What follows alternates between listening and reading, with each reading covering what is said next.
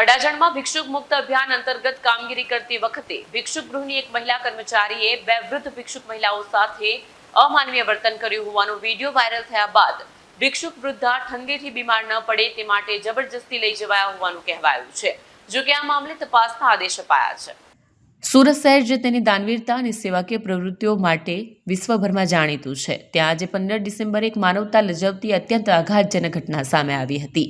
શહેરના અડાજણ વિસ્તારમાં ભિક્ષુક મુક્ત અભિયાન અંતર્ગત કામગીરી કરતી વખતે ભિક્ષુક ગૃહની એક મહિલા કર્મચારીએ બે લાચાર અને વૃદ્ધ ભિક્ષુક મહિલાઓ સાથે જે અમાનવીય વર્તન કર્યું છે તેના સીસીટીવી ફૂટેજ સામે આવતા સમગ્ર શહેરમાં અરેરાટી વ્યાપી ગઈ છે.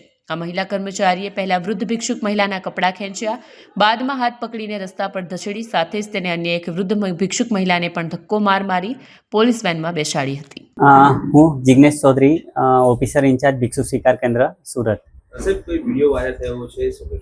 જી, ગઈકાલે મેં મારી ટીમ અને રાંદેર પોલીસ સ્ટેશનને સાથે રાખીને સુરતના અલગ અલગ વિસ્તારમાં રેસ્ક્યુ આપણે ભિક્ષુક મુક્ત કરવા માટે ભિક્ષુક રેડનું આયોજન કર્યું હતું. એમાં મારા પર સોશિયલ મીડિયામાં દ્વારા એક વિડીયો આવ્યો હતો બપોરના, અને એમાં એક મારા કર્મચારી દ્વારા એક વૃદ્ધ બાને મારતો વિડીયો મારે ધ્યાને આવ્યો હતો. અને એ જેવું મારા પર ધ્યાને આવ્યો તેવું જ એ મેં ગંભીરતા લીધી, કારણ કે કોઈ પણ વૃદ્ધ કે કોઈ પણ વ્યક્તિને આ રીતના જાહેર જગ્યાએ મારવા અયોગ્ય ગણાય છે. અને મેં તાત્કાલિક જ એ જે મારે ત્યાં ગાર્ડ તરીકે ફરજ બજાવતા હતા, દિવ્યાબેન કરીને, તો એમને મેં તાત્કાલિક નોકરીમાંથી છૂટા કરી દીધા છે.